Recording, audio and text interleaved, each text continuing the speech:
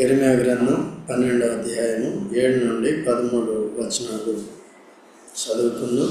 వీటిని ధ్యానించుకొని బైబిల్ పఠనాన్ని ముగించుకుందాం. నా మందిరమును నేను విడిచి ఉన్నాను,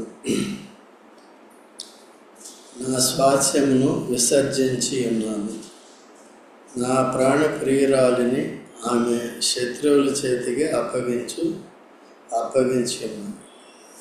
ఇవి విశ్వాసులైన వారికి, మొదటి ఇశ్రాయేల్ వారికి, రెండవది ఇప్పుడు సంఘంలో ఉన్న విశ్వాసులకి చాలా భయంకరమైన మాటలు, హెచ్చరికలు. ఇక్కడ దేవుడు ఏమంటున్నాడు? నా మందిరము నేను విడిచి. దేవుడు లేవియాకాండం 26వ అధ్యాయము 12వ వచనం చదవండి, 11వ వచనం చదవండి. లేవియాకాండం 26:11. నా మందిరమును మీ మధ్య ఉంచెదను,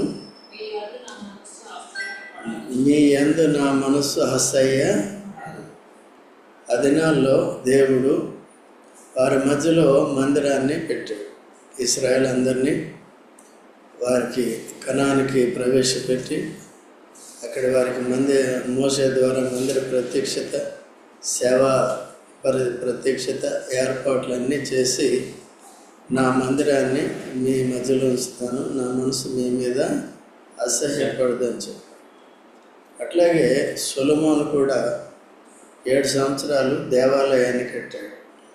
ఎందుకంటే తన ప్రజలైన ఇశ్రాయేలు భక్తిహీనులు కాకూడదని, ఎప్పుడు కూడా దేవుని సహాయం వారు కలిగి ఉండాలని, దేవుని యొక్క ఆశీర్వాదం వారు కలిగి ఉండాలని, కేవలం వారు తమ కొరకే కాకుండా దేవుని కొరకు, దేవుని భయం చేత లోకంలో జీవించాలని, దేవుని యొక్క ఆజ్ఞలన్నింటినీ కూడా వారు తెలుసుకుని వాటిని పాటించాలనే ఉద్దేశంతో పాత నిబంధనలో మందిరాన్ని ఇచ్చాడు. కాబట్టి మొదటి రాజుల 8వ అధ్యాయం అంతా మీరు చదువుకుంటే అదంతా మనకి సమయం సరిపోదు. సొలొమోను, ఆ దేవాలయం సొలొమోను ద్వారా దేవుడు ఎందుకు కట్టించాడు అనేది అక్కడ ఉంది. సొలొమోను కూడా ఏంటంటే, నీ ప్రజలైన వారు ఆజ్ఞలను అతిక్రమిస్తారు కనుక వారు పశ్చాత్తాపడి తిరిగి మందిరానికి వచ్చి వారు ప్రార్థన చేసినప్పుడల్లా వారిని ఏం చేయాలంటే క్షమించనని, వారు నీ ఆజ్ఞలు అతిక్రమించి పరాయి దేశాల్లోకి చెదరగొట్టినప్పుడు, అక్కడ పశ్చాత్తాపడినప్పుడు వారిని తిరిగి ఇక్కడ తీసుకురాను. అందుకని మందిరం యొక్క ప్రాముఖ్యత దానియేలు లాంటి భక్తులకు తెలుసు. దానియేలు అందుకనే తాను చెరలో ఉన్నప్పటికీ, బబులోనులో ఉన్నప్పటికీ కూడా తనకి విరోధంగా కుట్ర పన్ని, తన తోటి పనివారు కుట్ర పన్ని, తోటి అధికారులు కుట్ర పన్ని తన ఉద్యోగం నుండి తాను తొలగించాలని వారు ప్రయత్నం చేసినప్పటికీ కూడా తమ దేవుణ్ణి ముమ్మారు ప్రార్థన చేశాడు. అయితే ఎట్లా ప్రార్థన చేశాడు? యెరూషలేము దేవాలయపు వైపు తన కిటికీలను తెరిచి రోజు ఏం చేసేవాడు? ఎందుకు అట్లా చేశాడు? ఎందుకంటే దేవుడు సొలొమోను మందిరాన్ని కట్టిన తర్వాత, నా కనుదృష్టి ఎల్లప్పుడూ ఇక్కడ ఉండును, నా కనుదృష్టి ఎప్పుడు కూడా ఇక్కడ ఉంటుంది. సో ఇక్కడికి వచ్చే ప్రజల్ని నేను దృష్టిస్తాను, వారు చేసే ప్రార్థనలు ఆలకిస్తాను. మొట్టమొదటిగా తప్పులు చేసిన వారు తప్పులు ఒప్పుకుంటే వారిని క్షమిస్తాను, తిరిగి సమకూరుస్తాను, వారిని ఆశీర్వదిస్తాను, వారిని బలపరుస్తాను, వారికి విజయం ఇస్తాను అని చెప్పాడు. అందుకనే దేవుని యొక్క మందిరాన్ని వారి మధ్యలో పెట్టాడు. ఈ దినాల్లో అందుకనే మనం బల్ల మధ్యలో పెడతాం. బల్ల దేవుని సన్నిధికి గుర్తుగా ఉంది. యేసుక్రీస్తు ప్రభు ఏమన్నాడంటే, ఎక్కడ 2-3 నా నామపేట కూడి ఉంటారో, ఏకీభవించి కూడి ఉంటారో, ఏక మనసు కలిగి ఉంటారో వారి మధ్యలో నేను ఉంటాను. ఆ కారణం చేత బల్లని మధ్యలో పెడతాం. పాత నిబంధన కాలంలో కూడా బల్లని, మందసాన్ని ఎక్కడ పెట్టారు? మధ్యలోనే పెట్టారు. మొదటి దినవృత్తాంతములు 16వ అధ్యాయం మొదటి 3 వచనాలు చదువుకుంటే అదే పద్ధతిని మనం ఏం చేస్తున్నాం? మందసాన్ని అంటే దేవుని సన్నిధిని మధ్యలో పెట్టారు. మొదట దహన బలులు అంటే ఆరాధన అర్పించారు. రెండవది సమాధాన బలులు అంటే ఇప్పుడు కూడా మనం హెచ్చరింపబడి సమాధానపడి ఆ రొట్టె ద్రాక్షారసంలో యేసుప్రభు రక్త మాంసాలు పాలు పంపులు పొందుతూ ఉంటే తిరిగి సమాధానపడి సమకూర్చబడతామని అర్థం. సో వారు అలా చేసిన వారు ఈ రెండు బలుల్లో పాలు పొందిన వారు ఏం చేశారంటే భౌతికంగా కూడా వారికి ఒక భక్ష్యమును తర్వాత ద్రాక్ష పళ్ళ అడను పంచిపెట్టారు. ఈ దినాల్లో యేసుప్రభు తాను పిండబడ్డాడు కనుక యేసుప్రభు గానుగులో వేసి ద్రాక్షలను ఏం చేశారు, రసముగా చేయబడ్డాడు కనుక మన కొరకు ఏమైంది, తన దేహము రొట్టె అయింది, తర్వాత తన రక్తము మనకి పానమైంది, ద్రాక్షారసము. అట్లా పాత నిబంధనలో ద్రాక్ష గల, ఆ ద్రాక్ష గలకి గుర్తుగా ఉన్న యేసుప్రభు ఏమయ్యాడు, పిండబడ్డాడు కనుక ఆ రక్తం వచ్చింది. కనుక యేసు రక్తం ద్వారా మనకు పాప క్షమాపణ వచ్చింది. యేసుప్రభు దేహాన్ని అర్పించుకోవడం ద్వారా మన పాప శిక్ష మరణాన్ని తాను మనకు బదులుగా భరించడం ద్వారా మనకి విశ్వాసం కలిగింది, విశ్వాసం ద్వారా కృప కలిగింది, కృప ద్వారా నీతి కలిగింది, నీతి ద్వారా నిత్య జీవం వచ్చింది, దేవునితో సమాధానం. అంటే జీవితకాలం అంతా దేవునితో సమాధానం కలిగి ఉన్నాం. అప్పుడప్పుడు కూడా తప్పిపోతూ ఉంటాం. ఈ లోకం మన ఎదుటి ఉంది, ఈ శరీరంలో ఇంకా ప్రాచీన స్వభావం కూడా ఉంది. ప్రాచీన స్వభావం అంటే అవిధేయత స్వభావం. సో తప్పిపోతూ ఉంటాం. అందుకనే మనం ఆత్మానుసారంగా నడుచుకోవాలని పరిశుద్ధాత్మను మనలోనే పెట్టాడు అనమాట. సో సంఘము సహవాసం ఇచ్చి వాక్యంలో ఉన్న సత్యాలన్నీ దినదినము కూడా మనకి ఏం చేస్తున్నాడు, నేర్పిస్తున్నాడు. మన మధ్యలోనే పెట్టాడు ఈ భౌతికమైన మందిరాన్ని. ఈ మందిరంలోకి వచ్చిన తర్వాత ఏమవుతుంది, యేసుక్రీస్తు ప్రభు కూడా ఆత్మరూపిగా మన మధ్యలో వచ్చినాడు. ఎందుకంటే తానే వాగ్దానం చేశాడు. దానికి సాదృశ్యంగానే బల్ల మన మధ్యలో పెడుతున్నాం అన్నమాట.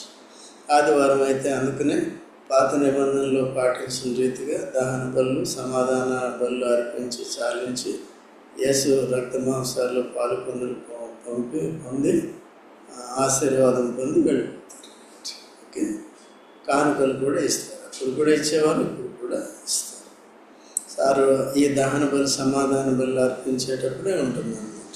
ఓకే, తర్వాత కూడా మధ్యలో ఏదైనా పనులు ఉంటే పెడతారు.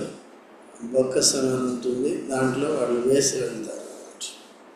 సో హెబ్రోన్ నిర్మాణం చేసేటప్పుడు కూడా అట్లాగా బయట పెట్టేవారు, వీరువారు వచ్చి కూడా వేసేవారు. అయితే అది మనం లేము, అది ఎప్పుడు 50s 60s ఆ టైంలో. నేను 55లో పుట్టాను కాబట్టి ఆ టైంలో అదంతా మెసేజెస్లో చెప్పడం ద్వారా, తర్వాత భక్సింగ్ గారు రాసిన బుక్కుల్లో కొన్ని చోట్ల రాశారు. సో వాటిని బట్టి మనకు అర్థం.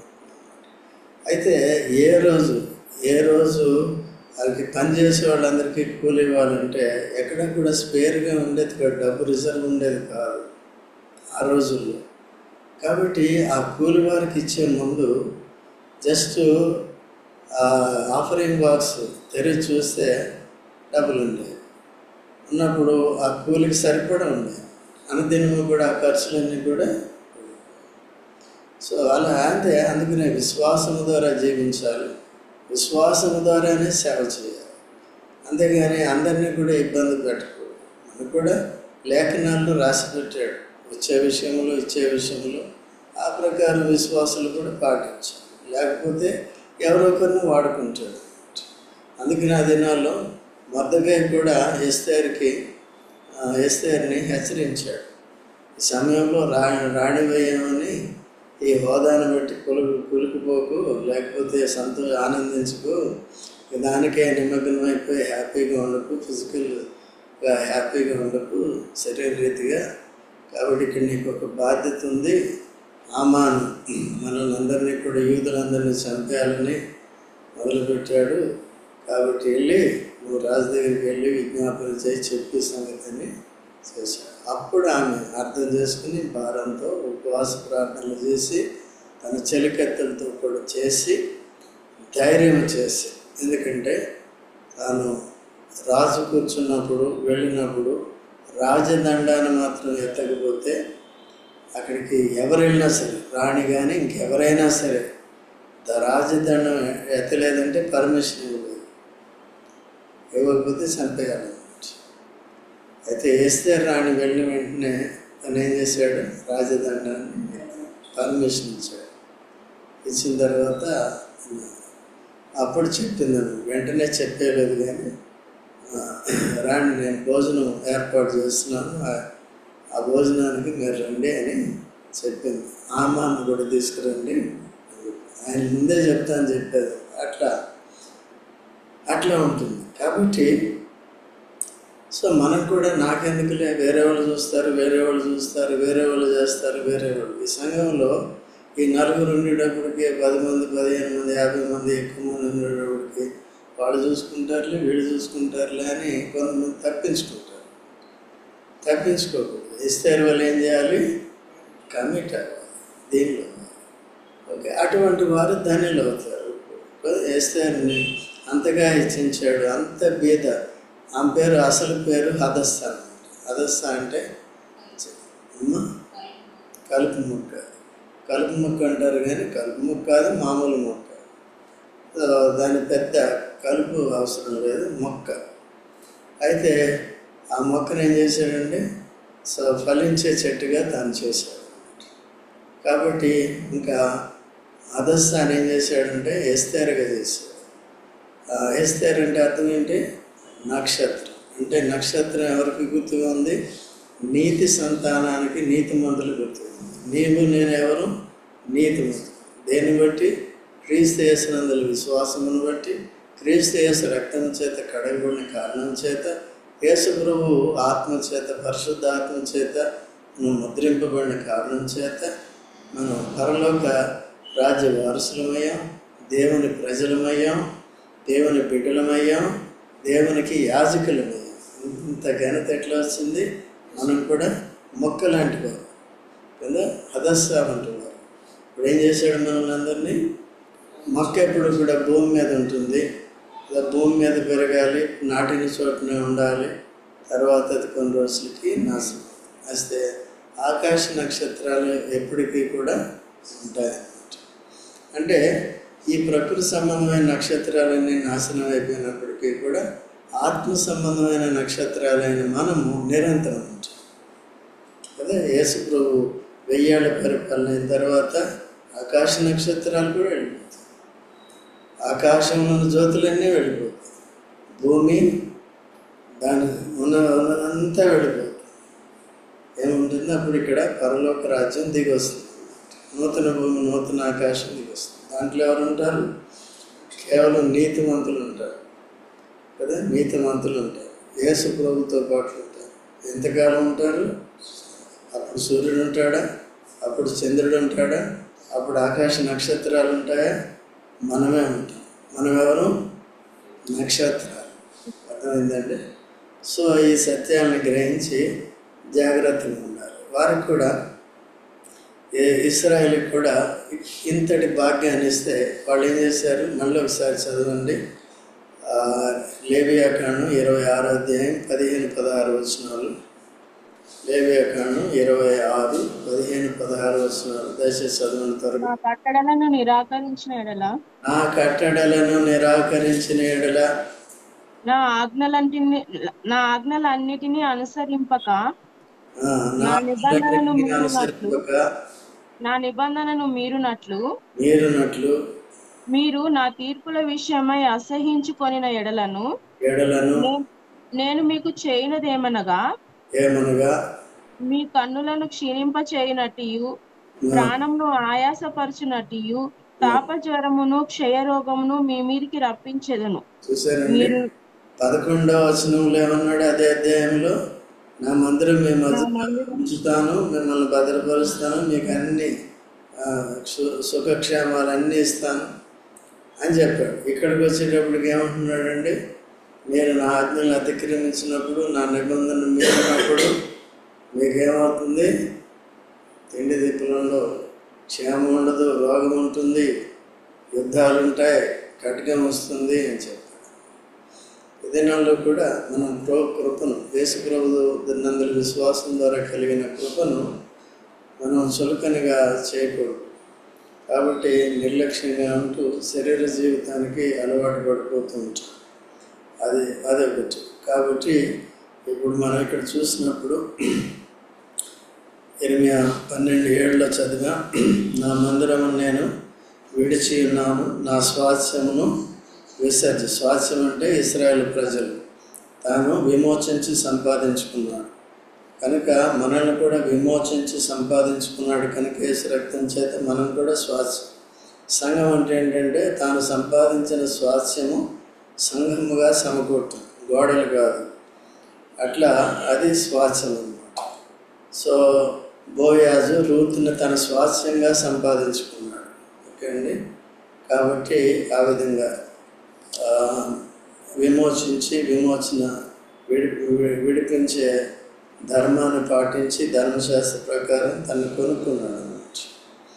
ఆ విధంగా మనల్ని కూడా యేసు ప్రభు కొనుక్కున్నాడు. మనం మన సొత్తు కాదు, మనం దేవుని సొత్తు, లేకపోతే క్రీస్తు సొత్తు అన్నమాట.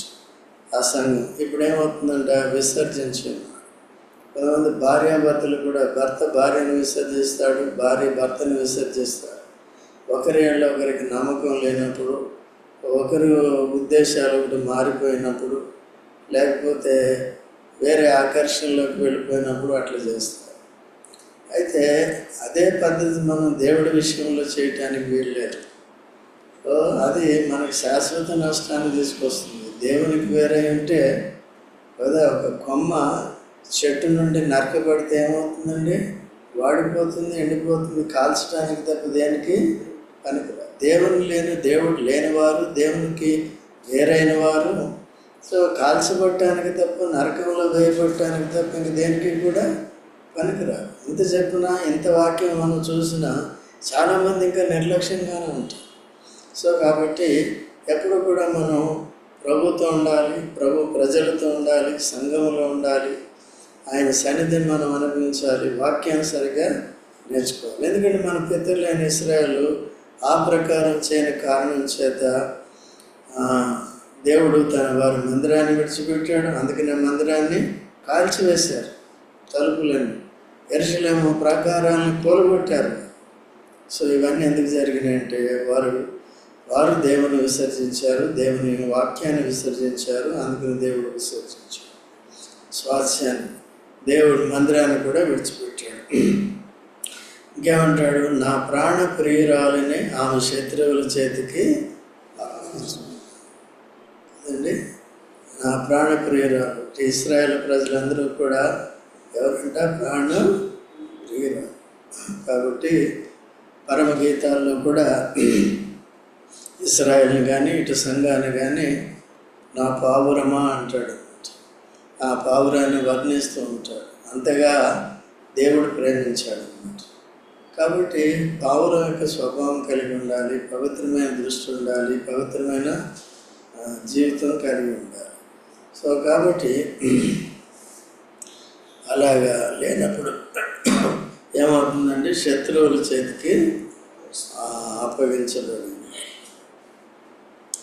కనుక సో మనం కూడా వారు తప్పిపోయి నష్టపోయారు కనుక మనం అలా ఉండకున్నట్లు జాగ్రత్త వహించాలని దేవుడు హెచ్చరిస్తున్నాడు. మన కుటుంబాల్లో అందరినీ కూడా ఈ విధంగా వాక్యం నేర్చుకున్నప్పుడు ఇతరులు కూడా నేర్చుకునేటట్టుగా మన బాధ్యత వారు కూడా విని వారు కూడా జాగ్రత్తగా ఉండేటట్టుగా హెచ్చరించుకోవాలి. నా స్వాస్థ్యము నాకు అడవిలోని సింహం వంటిదాయను, ఆమె నా మీద గర్జించుచున్నది కనుక నేను ఆమెకు ఎందుకయ్యాడంటే విరోధి దేవుని మీదే గర్జిస్తుంది కదా, అడవి సింహం అయిపోయింది. కాబట్టి అంత విరోధులు అయిపోయారు. చాలామంది అలాగా దేవుని ఎరిగామని చెప్పుకుంటూ విరోధులు అయిపోతూ వచ్చారు. దీని అంతటినీ మనం చూస్తుంటే ఇశ్రాయేలు యొక్క మనస్తత్వం ఎలా ఉందంటే, యేసుక్రీస్తు ప్రభుని వాళ్ళు ఏం చేశారండి? ఘోరంగా, క్రూరంగా ఆయన చెప్పిన మాటలు సత్యమైనవి, నిత్యమైనవి, వారికి ఆశీర్వాదం వచ్చేవి, దేవునితో ఐక్యపరిచేవి.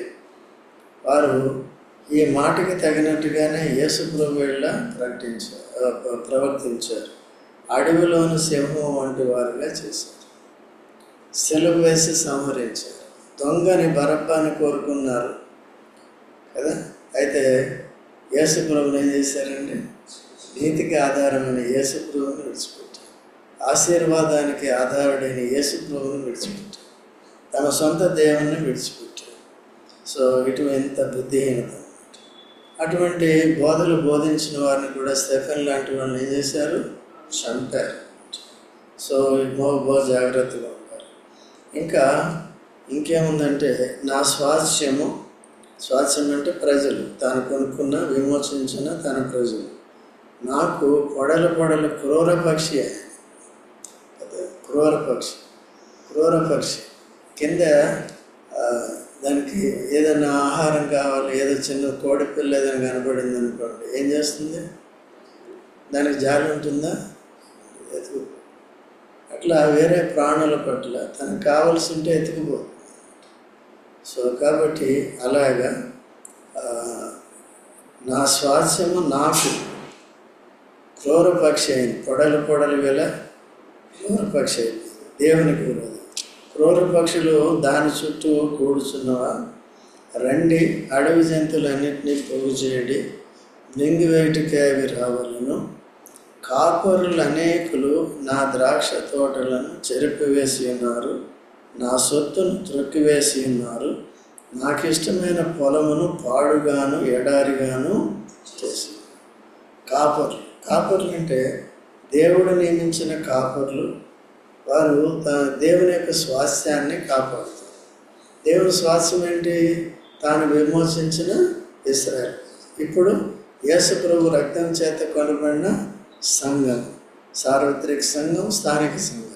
ప్రతి స్థానిక సంఘం ఎట్లా ఉంది, ఆ సంఘంలోని బోధకులు ఎట్లా ఉన్నారు, లేక మిగిలిన విశ్వాసులంతా ఎట్లా ఉన్నారు అనేది చూసుకోవాలి.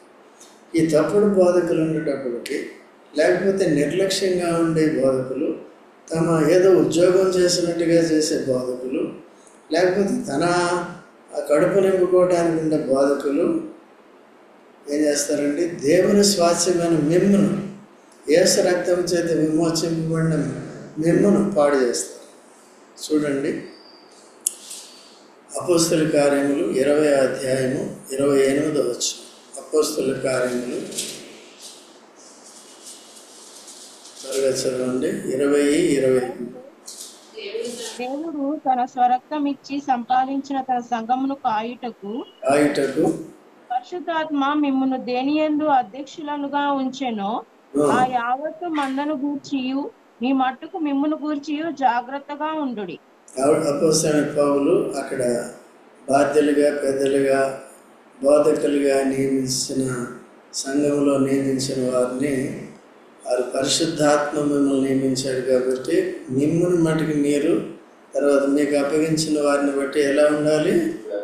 ఆత్మీయ జీవితాన్ని కాపాడుకుని మీ ఆత్మీయ జీవితాన్ని కూడా నేను కాపాడేవాడు. తర్వాత కంటిన్యూ చేయము. నేను వెళ్ళిపోయిన తర్వాత నిజమైన బోధకుడు పౌలు వెళ్ళిపోయిన తర్వాత క్రూరమైన తోడేళ్ళు మీలో ప్రవేశించునని నాకు తెలుసు. అంటే ఈ జంతు సంబంధమైన తోడేళ్ళు కాదండి. ఎవరు వీళ్ళు? ఈ పాత నిబంధనలో చూపించిన క్రూర పక్షులు, క్రూర జంతు సింహాలు, ఇవన్నీ కూడా తప్పుడు బోధకులతో సమానం. వారు ఈడ్చుకుపోతారు, భక్తిహీనులుగా చేస్తారు, దేవుని సన్నిధి నుండి దూరం చేస్తారు, దేవుని ఆజ్ఞలను అతిక్రమించేటట్టుగా చేస్తారు. తర్వాత నేను వెళ్ళిపోయిన తర్వాత క్రూరమైన తోడేళ్ళు మీ మధ్యలో మీలో ప్రవేశించునని నాకు తెలియను. వారు మందను కనికరింపరు. కాబట్టి యేసు ప్రభు మంచి కాపరి, సాతానేమో క్రూర కాపరి. వాడికి మనం సంఘంలో చోటిచ్చామంటే అందరినీ మింగేస్తాడు. వాడికి ఎలా చోటిస్తాం? యూదా, ఇస్కరియోతు లాంటి వాళ్ళు ఒక్కరుంటే చాలు. అర్థమైందా? ఏం చెప్తుంది? ఒక్కరుంటే చాలు. అందుకనే సంఘంలో ఉన్న నాయకత్వం, విశ్వాసులు ఎలాగ ఉన్నారో జాగ్రత్తగా ఇండివిజువల్గా కూడా చూడవలసి ఉంటుంది. చూసి జాగ్రత్తగా ఉన్నారు. ఓకేనండి. కాబట్టి కాపురులు అనేకులు నా ద్రాక్ష తోటలను ఏం చేశారంట?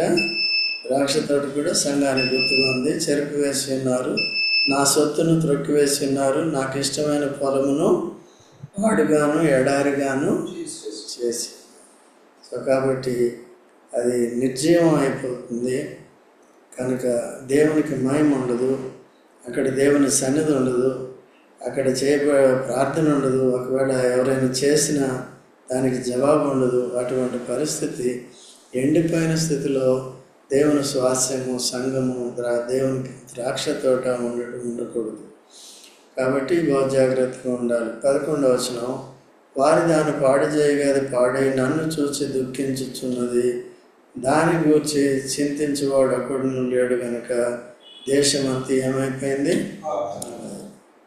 కాబట్టి వారు దాన్ని పాడు చేయగా అది పాడై నన్ను చూసి ఏం చేస్తుంది?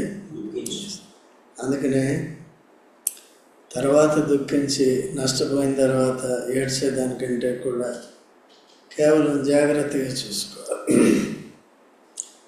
శరీరానుసారంగా ప్రవర్తించే వాళ్ళు ఇలా కొన్నిసార్లు కఠినంగా మాట్లాడతాం, కఠినంగా ప్రవర్తిస్తామంటే ఇదే కారణం అన్నమాట. సో వారి ఆత్మీయ జీవితానికి నష్టం తెచ్చుకుంటున్నారు. గద్దించినా లోబడట్లేదు. ఎంత సమయం ఇచ్చినా, ఎంత ఓర్పు నేర్పు చూపించినా లేదు. అలాంటి వాళ్ళు అదే సంఘాలనే అట్లా తయారయ్యాయి కదా. ఈ నామకార్థత అంటే అదనమాట. అట్లా లేకుండా చాలా జాగ్రత్తగా ఉండాలి. ఏదో వాయిద్యాలు వాయించేస్తాను, కొన్ని పాటలు పాడేస్తాను, మంచిగా ఇంపుగా సొంపుగా, అది కాదు. ఏముండాలి? సో జాగ్రత్తగా ఉండాలి. బోధకులు సరిగ్గా ఉండాలి. ఎందుకంటే 1 యోహాను 4వ అధ్యాయంలో కూడా మీరు మొదటిని చూసుకున్నప్పుడు అబద్ధ బోధకులు కూడా వస్తారన్నమాట, ఉంటారు. ఆఖరి రోజుల్లో అంటే అప్పటి నుంచి కూడా ఉన్నారు వాళ్ళు. అందుకనే చాలా జాగ్రత్తగా ఉండాలి. తర్వాత 12వ వచనం చూసినప్పుడు, పాడు చేయవారు అరణ్య మందుల చెట్లు లేని మెట్లన్నిటి మీదకి వచ్చుచున్నారు. దేశం యొక్క ఈ కొన నుండి ఆ కొన వరకు యెహోవా కట్టుకుని తిరుగుచు హతము చేయుచున్నది, శరీరులకు క్షేమమేమీ లేదు. తర్వాత జనులు గోధుమలు చల్లి ముండ్ల పంట, గోధుమలు చల్లి. ఇప్పుడు దాని అర్థం ఏంటో తెలుసా మీకు? ఇప్పుడు దేవుని వాక్యం గోధుమలకి గుర్తు. దాన్ని అపార్థం చేసుకోవటం, లేకపోతే వినకుండా ఉండటం, విని హృదయాన్ని కఠినం చేసుకుని బయటికి వెళ్ళి తిరిగి శరీరానుసారంగా జీవించటం కదా. దేవుని ఆత్మను, పరిశుద్ధాత్మను దుఃఖపెట్టడం. సో కనీసం ఎవరికి కూడా మాదిరిగా లేకపోవటం. ఇదంతా ఏ పంటకు వస్తుందో? గోధుమలు చల్లి. మనుషుడు ఏది విత్తునో అదే కొయ్యాలి. కానీ ఇక్కడ ఉంది, గోధుమలు విత్తితే ముళ్ళ పంట వస్తుంది. అదేంటండి?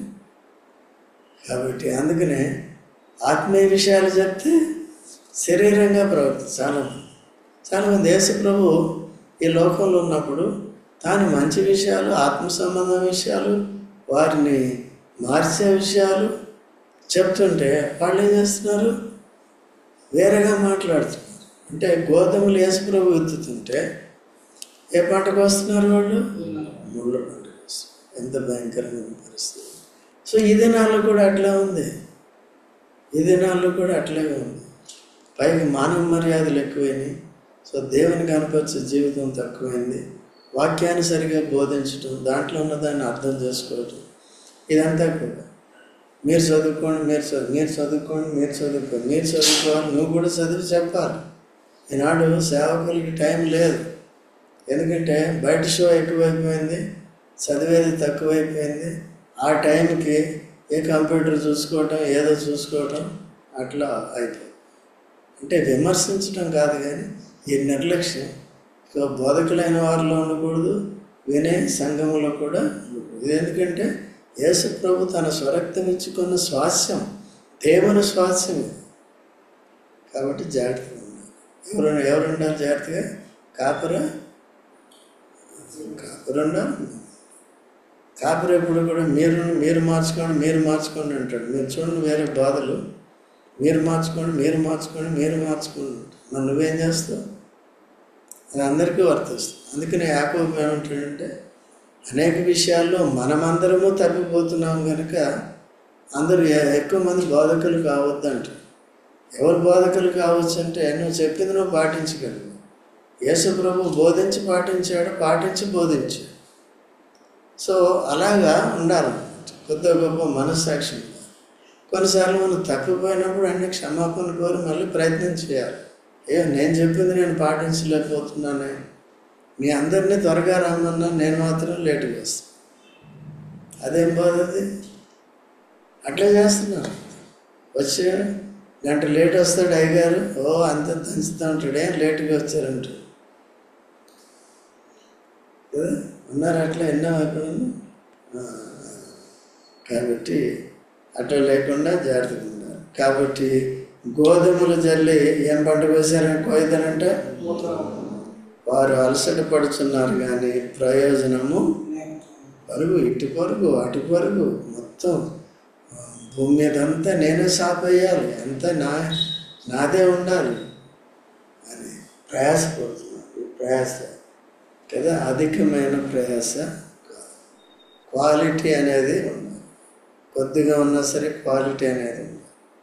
యేసు ప్రభు 12 మందిలోనే క్వాలిటీ తీసుకురావాలంటే 3.5 సంవత్సరాలు. అది కూడా అప్పగింపబడిన తర్వాత, పరిశుద్ధాత్మ పొందిన తర్వాత వారిలో క్వాలిటీ అనేది వచ్చింది. వారు అట్లా విస్తరించింది. సో అట్లా ఉండాలి తప్ప ఈ దినాల్లో పైకి షో ఎక్కువైపోయింది.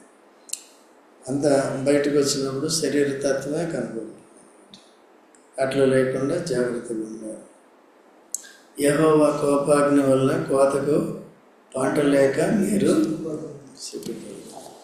చివరికి తీర్పు వచ్చినప్పుడు, అంతం వచ్చినప్పుడు ఆ బుద్ధి లేని కనికల వల్లే ఆరిపోయిన జీవితాలు ఉంటాయి. సో ఆత్మీయ జీవితాల్లో మనం సంపాదించుకునేది ఏమీ కూడా ఉండదు.